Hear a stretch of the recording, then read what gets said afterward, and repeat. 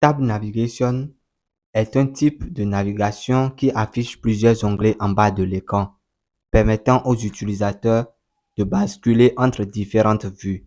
Chaque onglet représente un écran ou une fonctionnalité spécifique de l'application. Vous verrez ce type de navigation sur WhatsApp iOS et également sur Inspector Android. C'est ça qui est visible sur les deux images que vous voyez.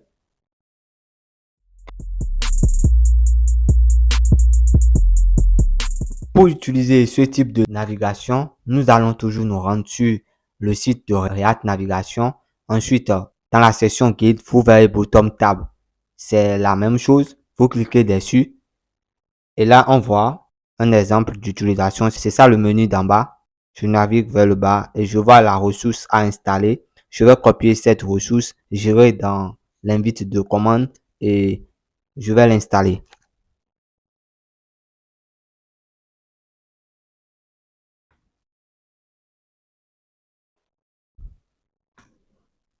C'est bon, notre ressource a été installée. Après avoir installé la ressource, je vais stopper Node.js.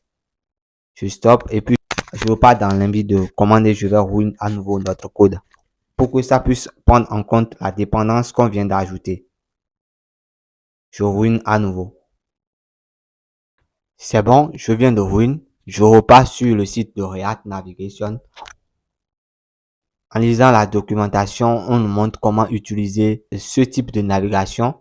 Il faut d'abord importer la navigation depuis une bibliothèque. Donc, je vais copier exactement le code. Je vais amener ça dans notre fichier app.js. Je suis dans app.js. Ce que je vais faire, je vais créer un nouveau dossier pour pouvoir mettre le code dedans.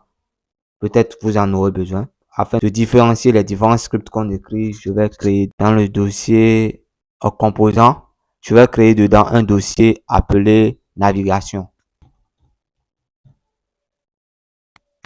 Dans ce dossier, je vais créer un fichier app stack. Vu que le premier type de navigation qu'on avait vu, c'est stack, je vais mettre stick dedans.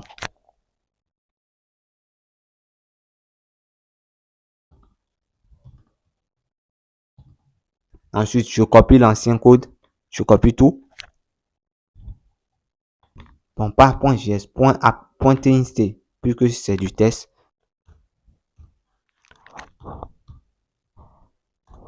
Voilà, au cas où vous aurez besoin de l'ancien code de la navigation par stick, vous savez où le retrouver. Maintenant, je reviens dans notre fichier app d'origine. Je vais juste supprimer le contenu. Voilà le contenu. Et je vais copier leur code.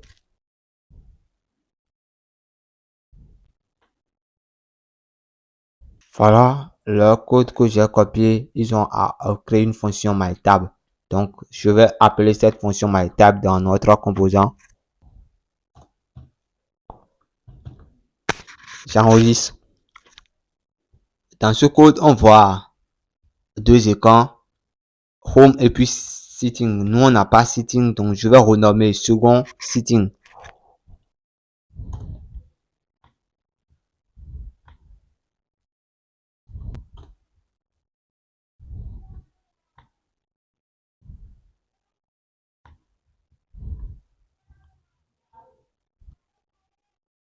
Je vais renommer également home premier, le composant premier.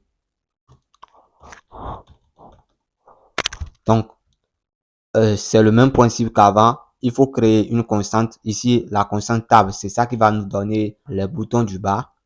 Ensuite, il y a Tab Navigator pour pouvoir inclure les divers écrans. Là, on a deux écrans. On a l'écran premier écran et puis second écran. On les a donné des noms Home et puis Sitting. Je vais enregistrer et nous allons voir le résultat. Il n'y a rien. Sur l'émulateur, on a une erreur.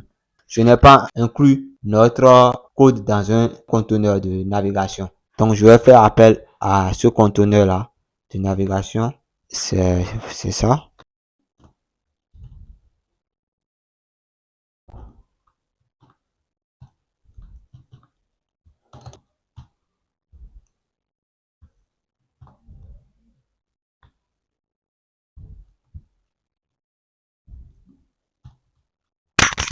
Voilà, je viens de mettre le conteneur de navigation. À présent, c'est bien visible les deux menus du bas. On voit les noms qu'on leur a donnés, Home et puis Setting. Je vais changer ça par accueil et paramètres.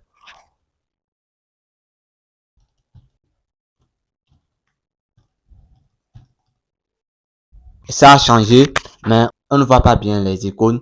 Donc, nous allons voir comment est-ce que nous allons procéder pour pouvoir afficher les icônes à présent. Voilà notre écran. On remarque que nos icônes ne s'affichent pas. On a vu comment est-ce que on peut utiliser les icônes en React Native et nous avons vu le cas de React Native Vector Inco. Je vais à nouveau me rendre sur le site où on voit les icônes. Je suis sur le site et dans nos menus là, sur l'émulateur, on a accueil et puis paramètres. On peut utiliser l'icône Home pour pouvoir montrer accueil. Du coup, je vais chercher accueil, Home du moins. Je tape ça. Je tape Home. J'ai des icônes de Home. Je vais prendre pour design. Donc, le groupe design. Je copie le nom. Je me rends dans notre dossier. Je vais mettre import form React Native vector icône slash et je colle design. Maintenant, pour pouvoir afficher les icônes, on doit ajouter des propriétés à nos tab bar. La première tab bar qu'on a, c'est ça qui est appelé accueil. Je vais mettre option.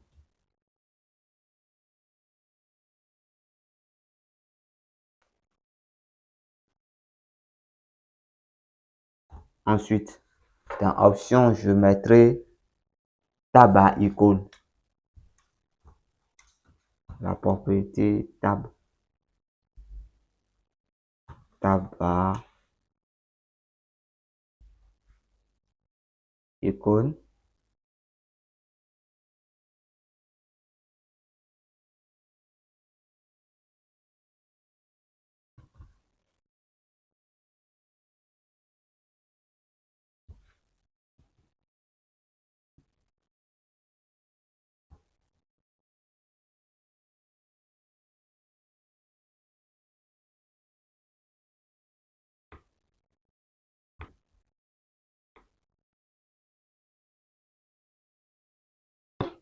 Voilà, j'ai mis en design le nom de notre groupe. Maintenant, je vais préciser un nom pour notre icône.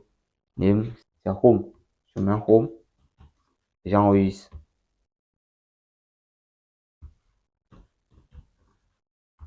J'enregistre. On se rend sur l'émulateur. Et vous voyez, à présent, l'icône est visible. Je vais changer sa couleur et puis lui donner une taille.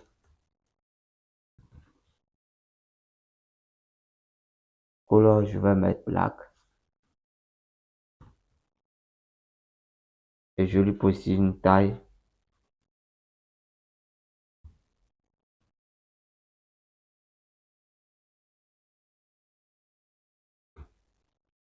Vous voyez, l'icône s'affiche très bien à présent. C'est la même chose que nous allons effectuer pour notre seconde tab bar qui est paramètre. Donc, on va chercher setting.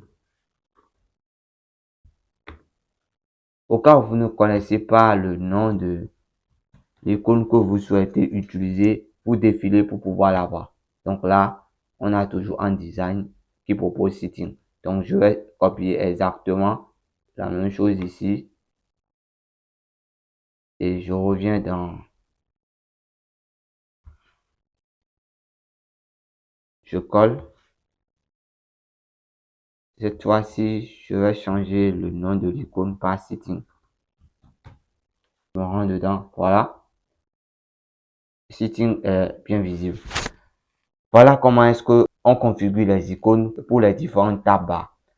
En dehors de la propriété tab bar icône, on pouvait également cacher le header. Comme je vous l'avais dit, je n'aime pas spécialement utiliser le header. Je préfère créer ça et je vous conseille de procéder de la même manière.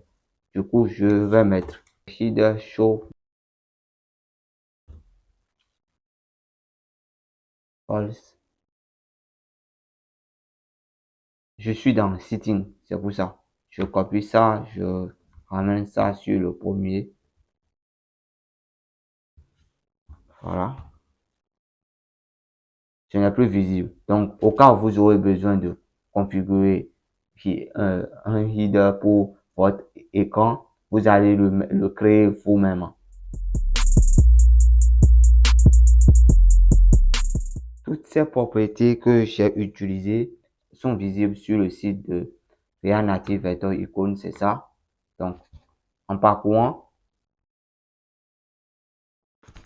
voilà les options. Ils mettent les options que vous pouvez utiliser. Donc, si vous lisez la documentation, vous allez voir les différentes propriétés. Je viens juste d'utiliser quelques propriétés. Il existe plusieurs autres propriétés que vous pouvez consulter sur le site dans la section Bottom Tab.